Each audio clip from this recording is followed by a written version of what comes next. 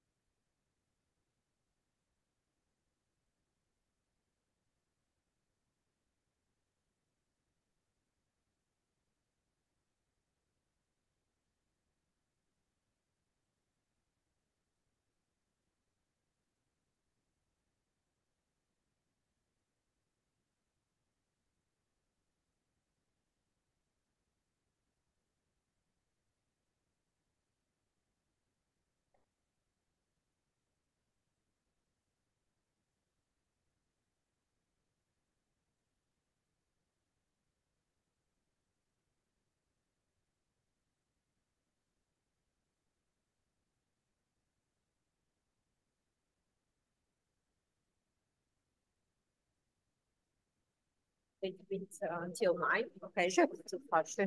Those are your sons? Hmm? Those are your sons? Oh my Yeah, God. yeah, but it was like 5 years ago. Oh, Now, yeah, it's okay. older. That's teenagers. Hands. Yeah, yeah. One is doing turning 18 next month. Oh So my God. Oh, enjoy. They're going to leave the house soon. yes. I have some backup slides if they have questions. About the inflammatory diseases, but I'll see if there are questions. Yeah. So pediatricians, adult Yeah, there are yeah, all of them. Residents, in the back, patient, resident,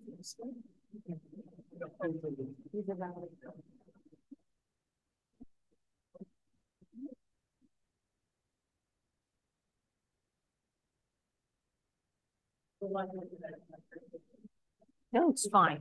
This is fine. Actually, it's better because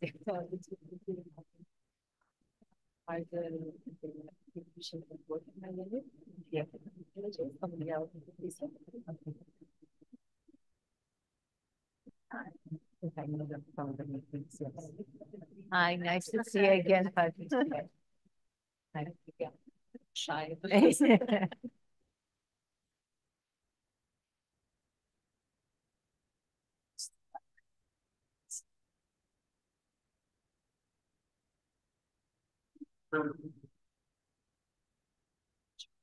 So you don't have limitations, do you? no, here I think we have identified.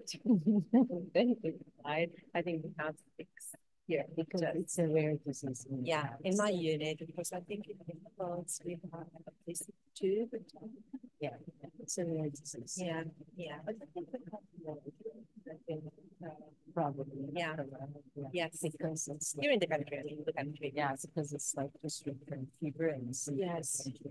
So I think it's actually we are planning to organize next year.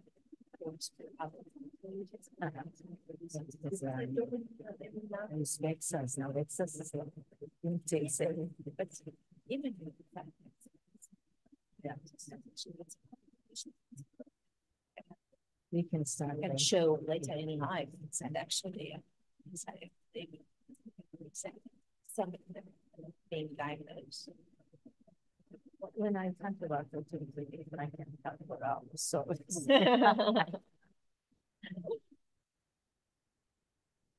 my eyes closed, my eyes open.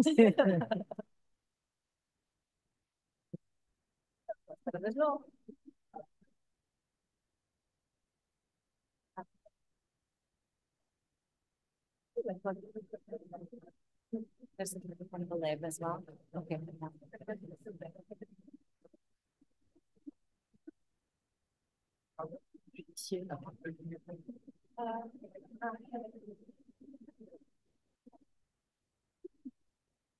Ok, bom dia a todos. Vou agora passar para inglês aqui para apresentar a professora Seza. It's really an honor and a pleasure to introduce Professor Seza Ozen, a really reference and a distinguished expert in autoinflammatory diseases and vasculitis and pediatric rheumatology in general. Professor Seza Ozen is the head of the Pediatric Rheumatology Department and professor at Ankara University in Turkey. And she has made significant contributions for the research and clinical care in pediatric rheumatology since many years.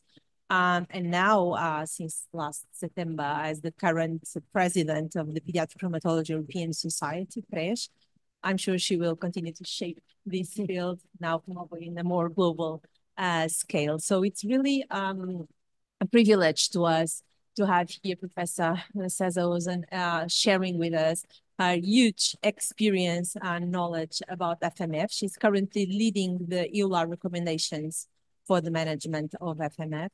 And so it's really a pleasure. And thank you for accepting our invitation to come here to Lisbon to visit us and give this. Hola. So thanks so much for this invitation. It's such a great pleasure to visit your beautiful city again. I love coming to Lisbon every time. And it's an honor to speak to you. So today I'll start by with talking about FMF, and I'll also talk about atypical FMF. These are my disclosures. So I'll start with what FMF is. Then I'll mention atypical FMF because you might be seeing those quite a number as well. And then I will go on with the new recommendations. I will ask you not to take photos because it's not published yet. And if we have time, I'll talk about colchicine resistance. I also have some backup slides in case we have questions. So FMF is a rare disease. Familial rheumatic fever is a rare disease for you. It's not a rare disease for us. In Eastern Mediterranean, it's not a rare disease because it's 1 in 500, which is very common. And if there are questions, I'll answer why it is so common. But I think it's of interest to you as well because it's the start of a new chapter in medicine. Because before 1997, we didn't have autoinflammation in our textbooks. We didn't have it in our curriculum. But after the definition of familial Mediterranean fever, FMF, we understood that there is this huge group of autoinflammatory diseases, and understanding the innate immunity taught us so much about many other diseases, including even atherosclerosis. So it was the start of understanding about the innate system inflammation and how much it was operative. It's also important because fever is in the differential, and you have all the pediatricians, fever is the main symptom we have. And this is a differential diagnosis. And it's a subject in TV series. I'm sure you watched it in House or, you know, Chicago Med, etc.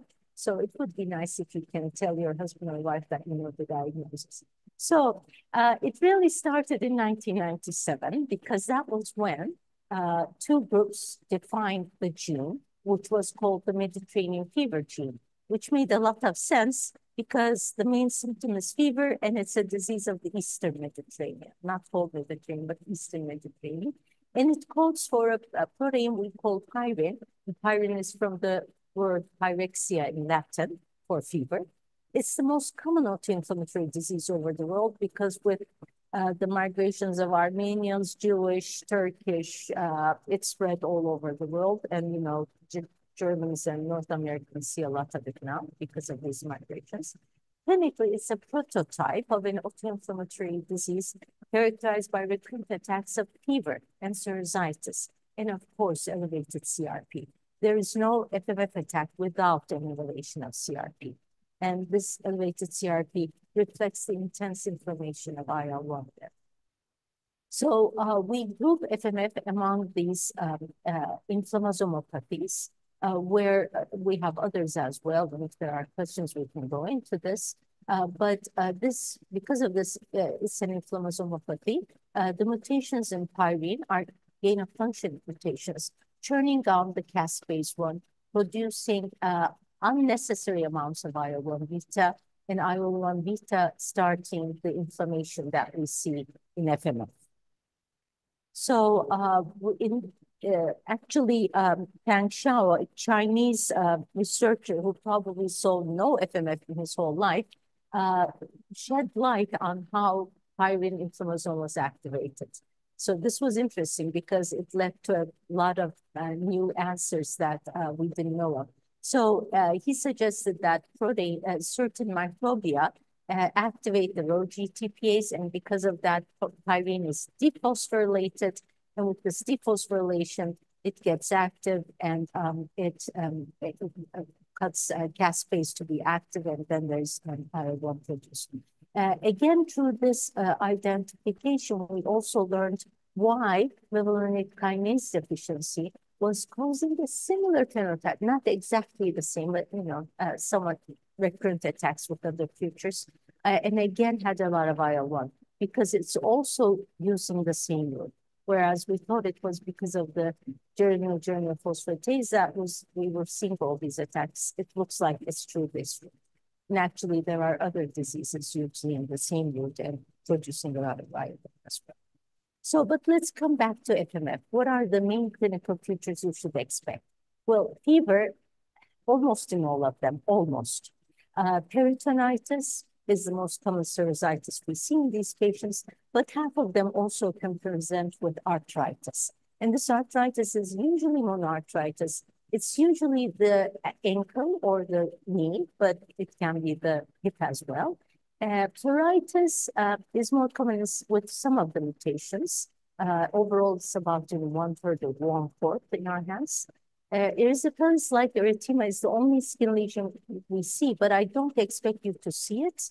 We don't see it much anymore because you need to, be on the ground for a long time, and it's only associated with the severe mutations. So don't expect any skin lesions in FMF, to tell you the truth. Myalgia, we see a lot. They complain of this a lot. Protracted fibromyalgia and exertional neck pain. You know, after they walk a lot or they do sports, they complain of this cough pain constantly. So these are symptoms that we see in these patients.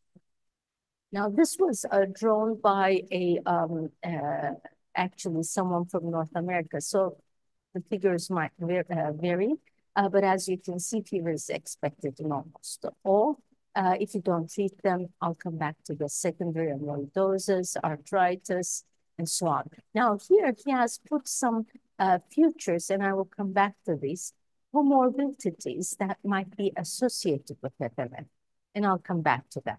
And of course, during the attacks, the acute phase reactants need to be increased. With this fever, sinusitis, you always need to have high acute phase reactants. Interestingly, the thrombocytes don't increase. So what are the red flags in a patient? Well, fever and sinusitis at the same time, and this should last less than 3 days. If it's more than 3 days, we think about the other autoinflammatory diseases, and we even do an autoinflammatory disease gene panel if it's more than 3 days. So it has to be less than 3 days, really, except the protracted pregnancy. You need to have high CRP. Of course, you have to exclude other causes of fever. And there should be no cytopenia, no thrombocytosis. And if the ancestry is from the Eastern Mediterranean, then there's really a high probability. Now, Greeks and Sicilians also have quite a high prevalence. So maybe it's not a rare disease for them. So as for the abdominal pain, it's a pain which is, you know, they start to learn from it, the patients. It's maybe diffuse or more localized. Sometimes it's more to the back. And it's like a peritonitis pain for adults. Pleural attacks are more common in the Jewish and Arab, but not so much in the Turkish. And it might present with dyspnea, and it's usually one-sided. So they describe this one-sided chest pain going up to the shoulder. And as for the joint, it's usually arthritis. Sometimes it's more common in certain ethnic groups. It's usually the large joints, and usually it's the joints of knee, ankle, or hip. And joint pain is usually monoarticular. I've rarely seen it more than the joint. And arthritis may persist a bit longer than 3 days, but the fever will always go away for 3 days. Now, the differential diagnosis is huge. Infections, of course. For a pediatrician, the first cause of fever is, of course, infections. And actually, if you have something atypical, like a skin future, or if the attacks are lasting long, or you have something else as well, like an eye findings or something else, you have to think about all the other monogenic fever diseases. So you have to think about CAPS, you have to think about TRAPS, you have to think about urinary kinase deficiency. So, of course, the other monogenic fever diseases are in the differential. And if there are questions, I have backup slides for those. Now, in a child younger than 6 years of age, the main differential diagnosis for pediatricians is PFOP. And this always gives us a hard time. It's challenging for us to differentiate between PFOP and FMF. The main for adult rheumatologists, PFOP is periodic fever, Hacettepe, pharyngitis, adenitis syndrome. And it's very common in children younger than 6 years of age, so preschool children. It comes in regular periods. So the mothers usually describe, you know, I know that it's going to come, it's 25 days now, so on. We're not sure about the pathogenesis. It's very interesting. It's such a common disease, but, you know, it's not a monogenic disease. It's a polygenic disease. We know that if the mother or father has it, the children will have it as well. The only differential from FMF is the joint. So whenever they have this PFOP attack, they will have, exudative pharyngitis, which will help you differentiate from FMF. That's the main differentiation. Inflammatory bowel disease, malignancy onset, polyarthritis nodosa as well, might sometimes be challenging to differentiate in these patients. So how are we going to diagnose it? When we suspect, we do a genotype for the MEF gene. And as you can see, as we had suggested some years ago, if you're dealing with a autosomal recessive monogenic autoinflammatory disease, if there's one specific thing you're looking for, you can directly do an NGS. And here, if you have 2 mutations, then you can call that this is a classical FMF patient and genetic counseling is recommended. Now, the problem is there are 59 pathogenic or likely pathogenic FMF SNPs, FMF MEF gene mutations. And not every lab does them all. So when you have a result, you're not sure if it's really heterozygous or maybe there's a rare pathogenic mutation on the other one as well. That's one problem. And the second problem is the variance of unknown significance. Now, the main variant of unknown significance, which we call VUS, in the MEF gene is E148Q. And this is very common all around the world. FMF is an autosomal recessive disease, but we all have patients who express the disease phenotype with one mutation only. So that's a problem. I mean, in medical school, you learn that for an autosomal recessive disease, you need 2 mutations, but why are these patients having the phenotype? That's another problem. And we have to be sure which mutations are screened. Should we screen for others? Is it time to do a whole exome sequencing? Because there are 112 WUS. Now, the problem with WUS, these variants of unknown significance, and these red ones are the common ones that we see, is that when there's a pathogenic mutation on the other allele, these can cause the disease, although by themselves, we think they're not pathogenic. So if you just have E148Q, think about other causes for that fever. But if you have E148Q here and a pathogenic mutation on the other allele, then you can consider that this patient has FMF. So because of this, when we did the classification criteria for FMF, we had two sets of classification. One was when you had the confirmatory F genotype, meaning you had two mutations. Then with just one of these, you can call that patient FMF and start purchasing.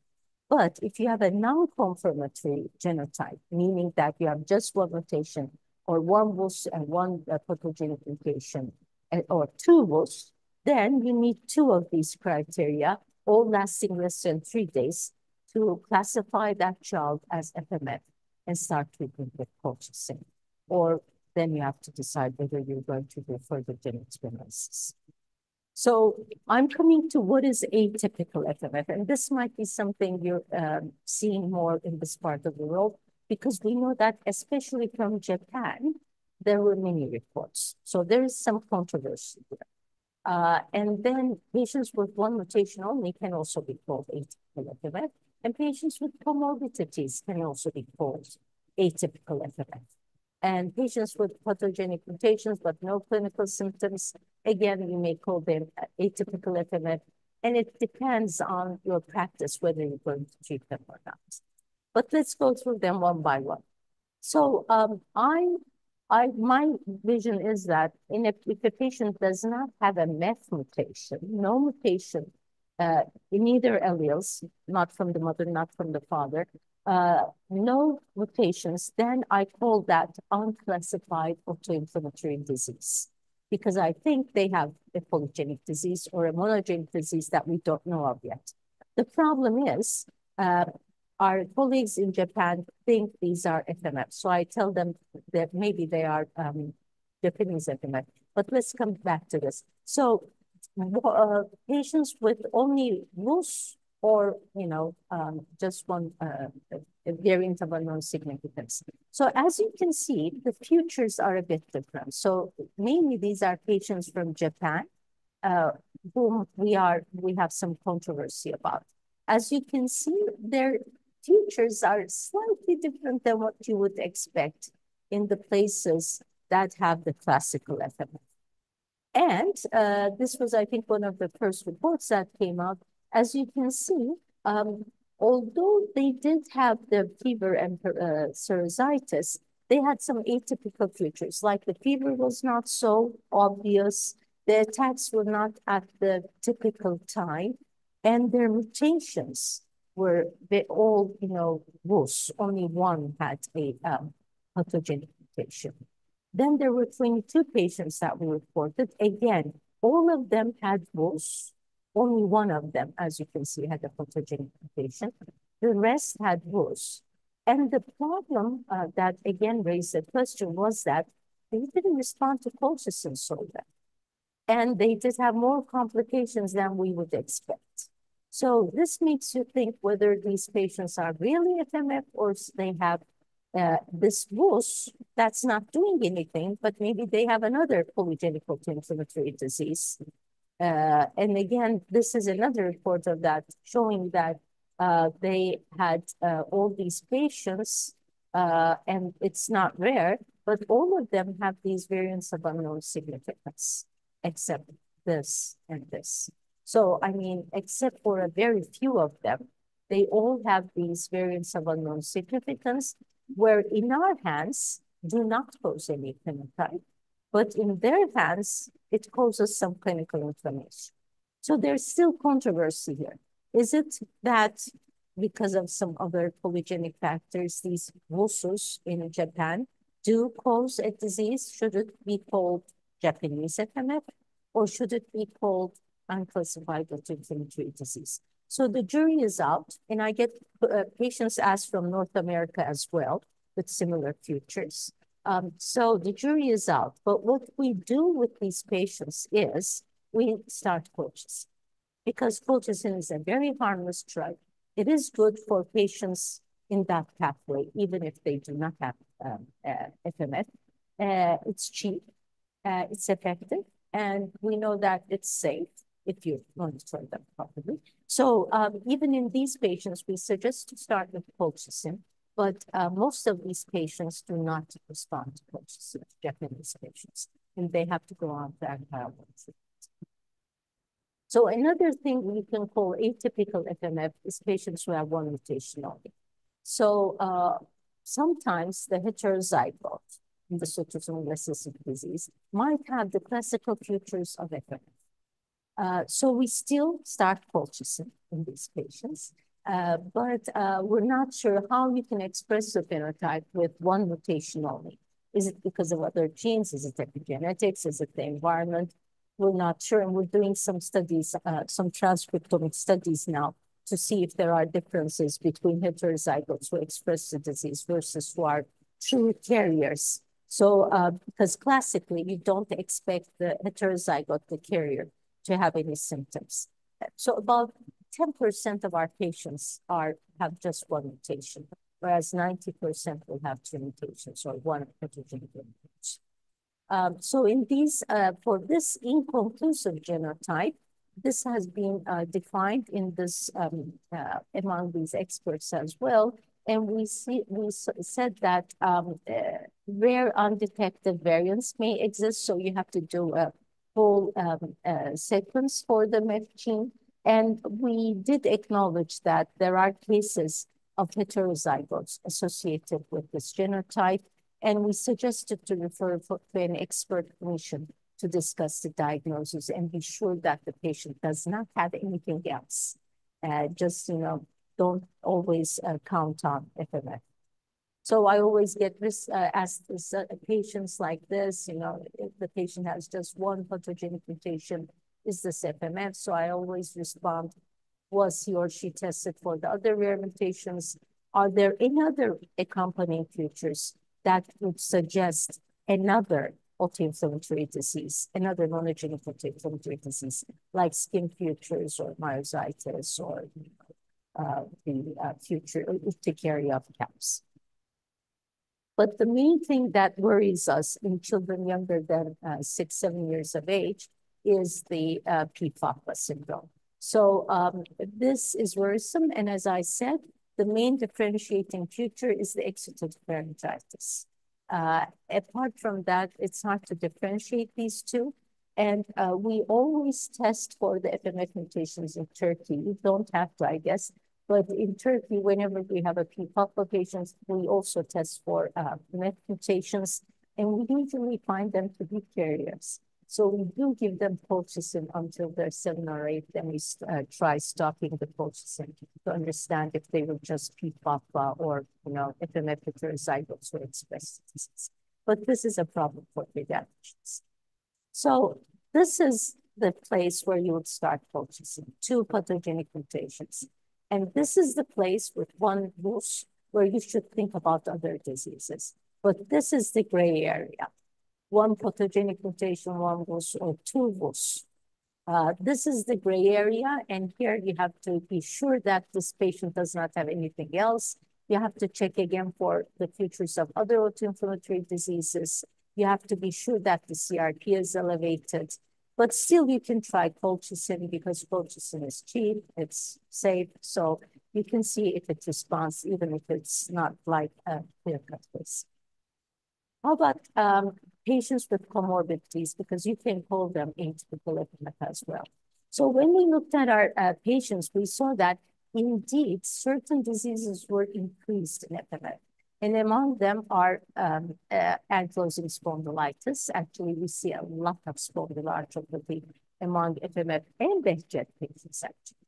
Acute traumatic fever was a bit increased as well, which was a surprise. Inflammatory bowel disease was increased. And IgA vasculitis. This was something we and our colleagues in Israel kept writing all the time that these patients had a lot of, pulmonary fibrosis, and it was true. Somehow they have more IgA vasculitis, and we're not sure why. So IgA vasculitis is drastically increased when you compare it to the general population. Polyarteritis nodosa is also somewhat increased. Inflammatory bowel disease a bit. Lupus is decreased, and that's probably because they have too much CRP, so they're getting rid of the autoantibodies. Multiple sclerosis is a bit increased, but spondyloarthropathy is markedly increased as well. So we're not sure why this is. We think this might be because of the intense innate immune system response that they're having. And of course, you don't expect them to have autoimmune diseases. Actually, the autoimmune diseases are even less than the population. And that's probably because the CRP is getting rid of the antibodies. So let's switch to treatment. How do we manage these patients? Well, we give them colchicine. Why do we give it? We give it to prevent the attacks or soften them and prevent the sequela of inflammation. So if we don't treat these patients, they will suffer from the chronic sequela of inflammation, including all of these, some growth retardation, some decreased bone density, decreased quality of life. But the one that really is a problem is AA amyloidosis. This is a huge morbidity and mortality. And when I was a fellow, we saw so many patients. But with increased awareness, I think, and maybe improving healthcare, it's decreased. And now I don't have any patients with AA amyloidosis. But my colleagues in adult rheumatology do have it. I don't know, they do have actually quite a number. And we're not sure if it's because they don't take their medication regularly when they grow up, whereas as a child, their mothers give the colchicine, or it's because the inflammation just, adds up.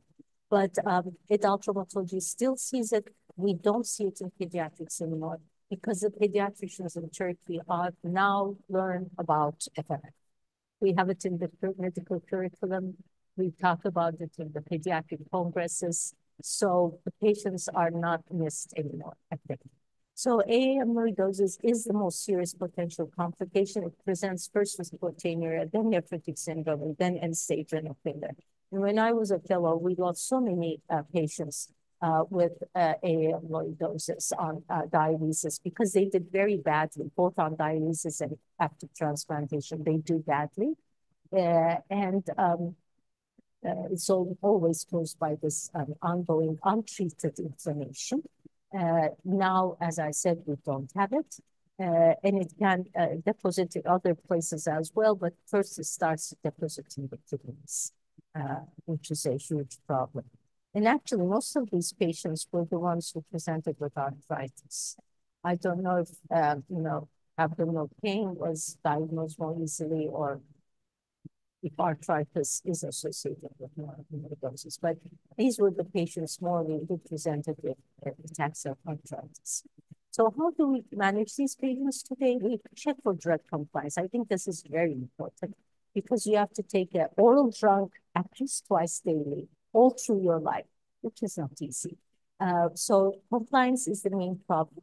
And we follow their clinical activity, their quality of life. We follow their disease activity. And we don't check urinalysis really anymore, maybe like once a year or once every 2 years. We monitor for the side effects of colchicine, so we do a complete blood count and then function test at least every 6 months. And we define if colchicine is present because now we have alternatives. We have anti-IL-1 treatment if we're not able to control the inflammation with colchicine. So now I will switch on to talk about the recommendations if there are no questions, because these are fresh from the oven, and I think it's important to share with you. Should I take questions in the end, or do you have any questions you have from your patients or other inflammatory diseases? Okay, in there, so I'll go on. So the recommendations, these were the initial recommendations we did in 2016. There were 18. We kept a few, And among the few we kept, there was this one, for example, saying that the ultimate goal of treatment in FMF is to obtain complete, at least some control of unprovoked attacks and minimize subclinical inflammation between attacks. So we really want the CRP and serum amyloid beta level to be normal in between attacks. During attacks, it's a bit elevated. And actually, we know that children always have, 1-2 attacks per year. That's okay, I guess. So we're okay with that, not 0 attacks.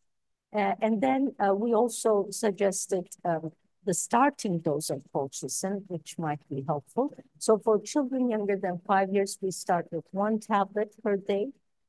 For children 5 to 10 years of age, we start with, about 2 tablets. And if they're over 10 years, we start with 1 or 2 tablets per day. In the US, the tablets are 0.6 milligram. In Europe, they are 0.5 milligram. The problem is we don't have a liquid form, so the mothers have to crash it for young children and, give it to something they will accept to take. That's a problem. This is starting dose. So for more severe mutations, you might have to go up. If the patient is well under control, maybe you don't have to increase when they're 10. So it depends on the patient. These are just suggested starting doses. And you can start with the lower one and go up if you can control them in 3 months, 6 months. Now, these are the new recommendations. We have just had permission from EULAR to submit them. So it's not even submitted yet. So in the overarching principles, we say that this is a complex disease because, as I told you, the interpretation of the genetics is a bit complicated. Sometimes you have one mutation, you have both, et cetera, et cetera. And then we say the treatment is complete control of attacks and subclinical inflammation. But in this text, we do state that you might have 1 or 2 attacks at times of stress or infections. We also stress that FMF requires lifetime management, including long-term prophylaxis. So the compliance to treatment is the cornerstone because you have to take the drug. And then patient-centered management is required to promote a good quality of life. And then there are 12 recommendations. So one is that treatment of colchicine should start as soon as the clinical diagnosis is made. Dosing can be in single or divided doses. We just want to make sure that the patient does take the dose. So if you think he or she won't comply with twice a day, 3 times a day, you can even give it in a single dose. It's okay. But with the single dose, you might have some side effects, GI side effects. In heterogeneous patients, the persistence of attacks or subclinical inflammation represents an indication to increase the colchicine dose within the recommended range. So this is important. If the patient is not responding, we first increase the dose. And if the patient still does not respond and still has high CRP or keeps having attacks, then you will consider anti-IL-1 chronic inflammatory musculoskeletal involvement of FMF may need additional treatments because we do have spondyloarthritis or chronic arthritis, and we might give them methotrexate or anti-TNF. And then response toxicity and adherence should be monitored regularly, more often at diagnosis and when the disease is not controlled. So, when we first diagnose the patients, we tend to see them in 6 weeks, 6 months, and then we start seeing them 6 months or every year. And the remaining 6 are intentional or accidental colchicine overdose is fatal. And so you should tell the mother that they should keep it away from the young child. In AA amyloidosis, the aim of treatment is to obtain complete and sustained control of biochemical inflammation. And thus, we give anti-IL-1 treatment for patients with low AA amyloidosis, even when they are transplanted. In FMF patients treated with biologics, doses should be titrated for optimal management. And if sustained remission is achieved, you can discontinue biologics, meaning you can discontinue anti-IL-1 treatment or anti-TNF treatment, but you should never discontinue colchicine. You have to keep them on colchicine. colchicine should not be discontinued even prior to conception, nor in pregnancy, nor during lactation. And the current evidence does not justify amniocentesis. We still need more data on how it affects male fertility, although there are reports showing that it does not in the doses that we suggest, like 2 tablets a day, 3 tablets a day. So during a characteristic attack, the usual dose of colchicine should be continued. It should not be increased because I know that in gout attacks, adult rheumatologists tend to increase the dose. You should not increase, but you should give the patient NSAIDs, like ibuprofen or naproxen, to suppress the fever and pain. And to standardize patient care and research, a minimum outcome set of should include measures of clinical disease activity and patient experience and CRP at least. So these are the 12 recommendations that we have come up with, and this is going to be published soon, I hope. So I'll finish up with resistance to colchicine. These were patients we had in the past, and now we don't let them develop kidney failure anymore because we have anti-LR treatment. So this was a patient diagnosed with FMF at a young age, but she continued to have attacks in spite of 2 milligrams per day. She even developed proteinuria, so the first signs of AAM amyloidosis. So she was started on anti-L1 treatment along with colchicine, and she's still not nephrotic 4 years later with the normal renal function. So we defined colchicine resistance as ongoing disease activity, and this is defined as recurrent clinical attacks, average 1 or more attacks per month, and persistently high CRP or SA. So this is the definition. If you have these, you can ask the health authorities or with the insurance to pay for anti-L1 treatment, because now it's in the recommendations as well. So if the patient has recurrent attacks or high CRP, then anti-L1 is indicated. Of course, for the other monogenic inflammatory diseases, anti-L1 treatment is suggested upfront, and we can come back to that if you have questions. So we think about 5% the most of the patients are colchicine resistant. So you need this treatment only for that 5%. For 95%, you can control with sufficiently, and you can prevent AAM amyloidosis with colchicine. We have 3 anti-L1 agents. Rilonacept is not available in Turkey. I'm not sure if it's available in Europe at all. But both anakinra and canakinumab have been approved by FDA and I think EMA recently for the treatment of FMF patients resistant to colchicine, not for as a startup. As a startup, it's always colchicine. So if the patient still has a high CRP or some fever, and you do a MEFG. So if the attack is less than 3 days, I'm sorry, this should have been less, So if the attack is less than 3 days and you have no skin features, what we do in Turkey, and I would suggest the same, I guess, since this is the most common monogenic inflammatory disease, you can just do a NGS or the MEFG. But if the patient also has some other skin features or other musculoskeletal features or other, features that we can come back to if you want, then you should do at least a limited genetic panel with mevalonate kinase deficiency caps and traps. And if there are other features, it's better to do a full panel for the monogenic autoinflammatory diseases. If the patient has vasculitis or early stroke along with fever, you should look for the ADA2 gene mutations. If there are features of interferonopathy, I can come back to that, then you should do an interferon signature or mutation analysis for the genes of the interferonopathies. So this is really the workup for a patient with high CRP and fever. And actually, we always get asked patients, what is the diagnosis? Whenever a patient has high CRP and has recurrent fever, okay, the rheumatologist should come and, think about what the patient has. So these are the suggestions by the ISAID EMQN group.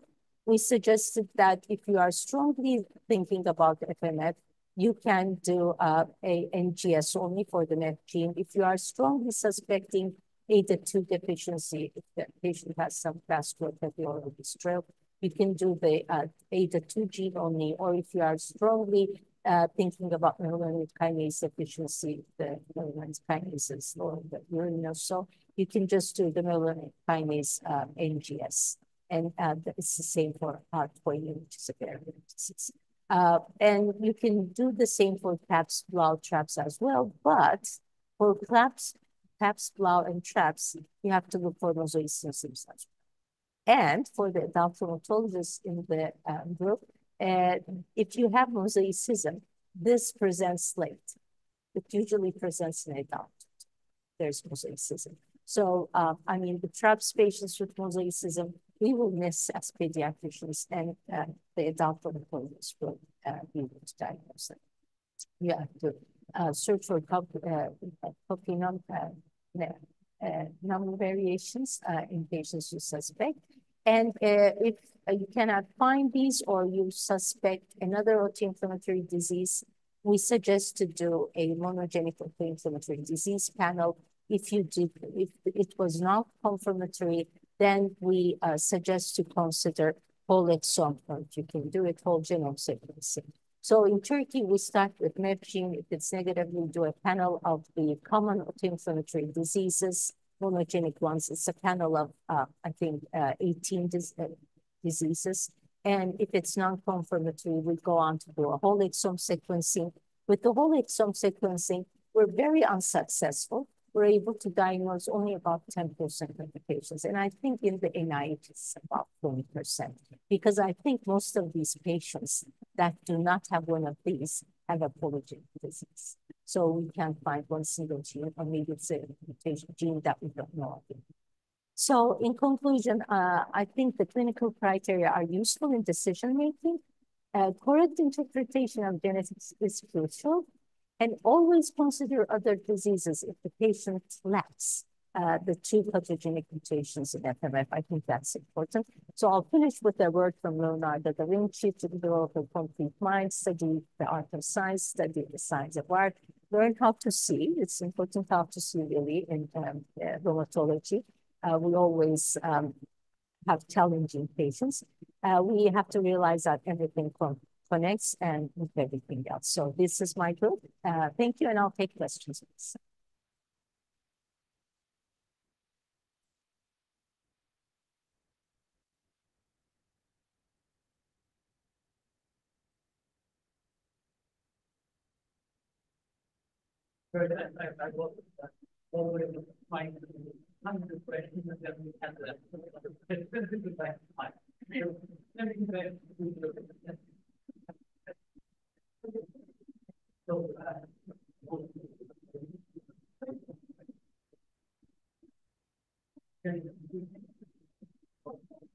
Yes. Yes. Yes, that's true. But my adult colleagues tell me they have patients who have developed AA amyloidosis, even with blood mutation. So now what we're doing in our lab is, we don't have the answer yet, but we're looking at the transcriptomic signature to see if there's a certain signature that is different in patients who express the disease versus like mothers and fathers who are, just silent carriers. So maybe we will find a signature that, this predisposes them polygenically to have more inflammation. Maybe that's the answer. But you're right, most of them in our hands are mild.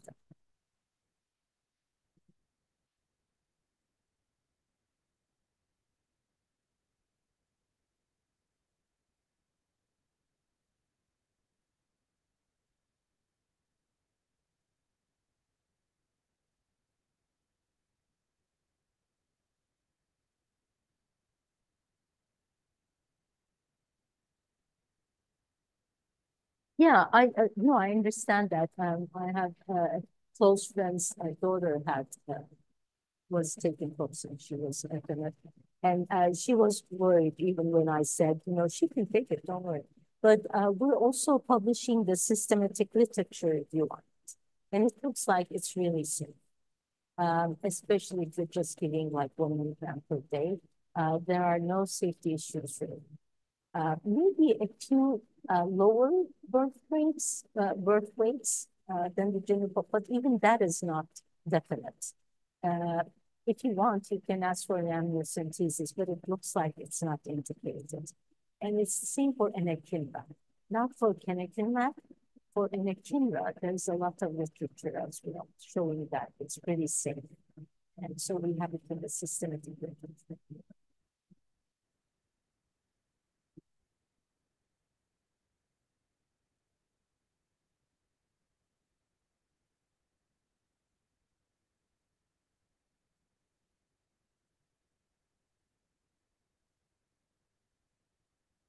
Yeah, I didn't go into that. That's a good question. So tolerance may be a problem because it does cause GI side effects. One way to overcome that is to divide the dose. I mean, I see more GI side effects when they take the drug once a day. So if you divide them into 2 doses, 1 tablet in the morning, 1 tablet in the evening, it's better tolerated.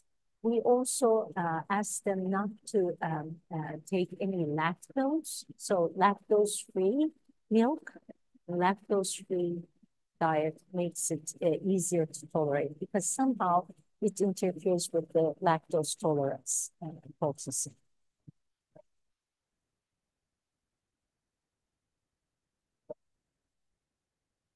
Yes, according to the age and the mutations. I mean, I would start maybe with a lower dose if the patient has 1 pathogenic mutation and 1 WUS. And even if I start with a starting dose, I might go up. If the patient has 2 exon 10 mutations and keeps having attacks, despite the dose I'm giving, I would go up. So that's a starting dose, but I would titrate according to tolerance, according to the number of attacks, according to the mutation, according to age and weight. You know, sometimes you have a really thin patient and you want to go with the lower dose. So it depends on the patient. These are the suggested starting doses.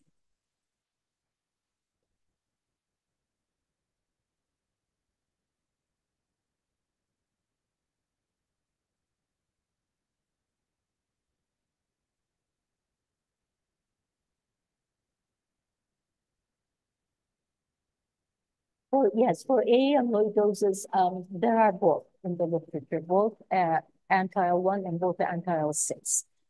They claim that anti-IL-6, I mean, the papers look very promising for anti-IL-6 as well, I must say. So it's your choice, and which one is cheaper in your country, maybe. I must say that the amyloid deposit, once it forms, doesn't go away. But if you start the biologic, at least you're preventing more nephrons to be deposited with amyloid.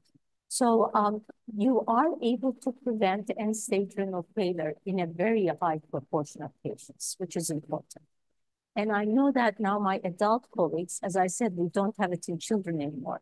I hear that they are also giving anti-IL-1 treatment or maybe occasionally anti-IL-6 after transplantation as well. So it helps to prevent the deposition of amyloidosis in the transplanted kidney, because in the old days, even if you transplanted them, you sometimes develop amyloidosis in the transplanted graft kidney. So that was a huge problem. So biologics still have a place there.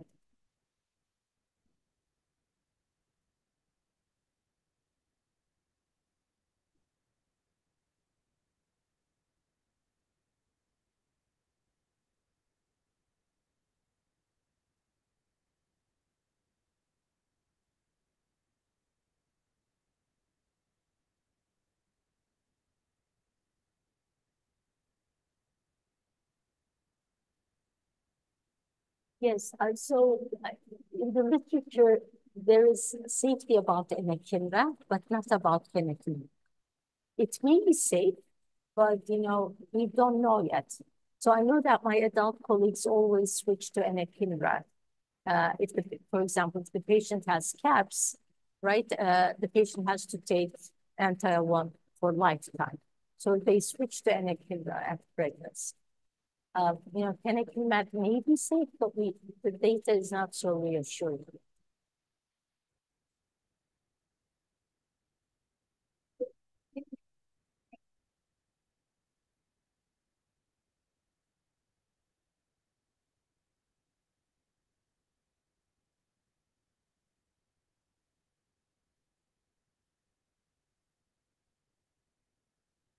Yes.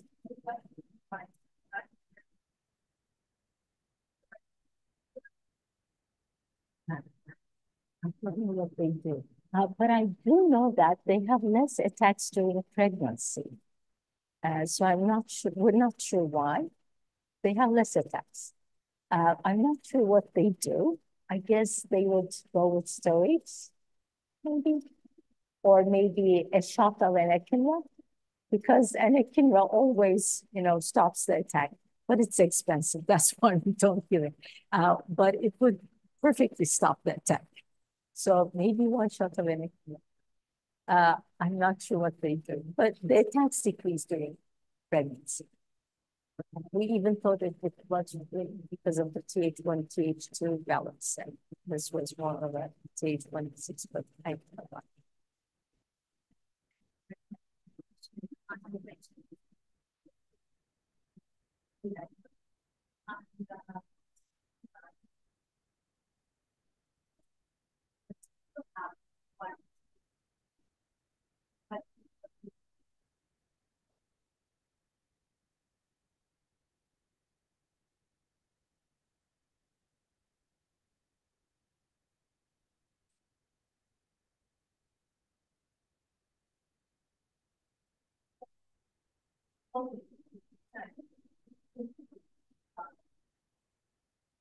So yeah, we discussed this a lot in the panel, because I mean, when are you going to call the patient resistant? Because especially when they're adolescents, I mean, they break up with their girlfriend, boyfriend, they have an examination, they have a throat infection, they have the attack. So we decided to stick with this, one or more attacks per month over a 3-month period. This is arbitrary, of course. I mean, if the patient has like 4 or 5 attacks per year, I would go for anti-LR. But if it's like 2 attacks per year and during, an examination, during a huge thing happening in his life, I would be okay. So it depends. And even if I start anti-L1, I don't keep them on for life. We keep them on for biology. We always continue courses. We keep them on biologics for 6 months, 12 months, then we try stopping the biologic. Sometimes they still need it. There are some patients with 2 M694 mutations that we have to give them anti-L1 until we transfer them to adulthood. But then there are many who can stop the biologics. So even if you start the biologic, it doesn't have to be forever. Usually it's not forever. Yes, we taper it. For the first 6 months, we give it regularly. Then for 6 months, we taper. We stretch the dose interval, and then we stop it in another 6 months. As I said, sometimes you have to go back. Sometimes you stop. Actually, we have a big run. Are you interested in why it's so common in Eastern Mediterranean? Because that was a huge question for me from the start. I mean, when we first defined, we thought, oh my God, it's so common. Why is it so common? It's a fault, right? It's a mistake. Why is it so common? So first we thought, I thought it was tuberculosis. So the first study we did back in early 2000 was looking for tuberculosis, but it wasn't tuberculosis. And then when Peng Xiao, this Chinese researcher, defined this pathway, he never spoke to a patient in his life, and he made the most important discovery on the pathogenesis of FMF. So for lab people, that's a message. So when he defined that, we looked at the microbes that could activate GTPs. He did it with Clostridium. Of course, it wasn't going to be Clostridium, but there was Yersinia that also is that. So we did a study with NIH. They looked at how much IL-1 the heterozygotes could mount when they encountered Yersinia. And that was the answer.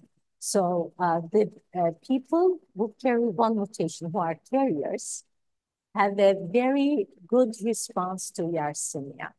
So yes, and that's why, although they could have plague, they didn't die of it.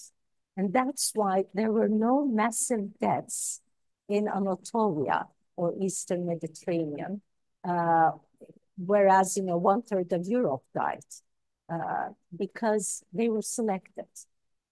And so they did have plague, but, there were no massive deaths because they had the disease, but they were able to get rid of it. I think that was very interesting. I thought very interesting. Yeah. So that was the advantage the carriers had. So we didn't have a huge flag after the Justinian period, which was in the Byzantine days. So they probably were selected then and then stayed there. I have backups with other autoinflammatory diseases if you have questions. But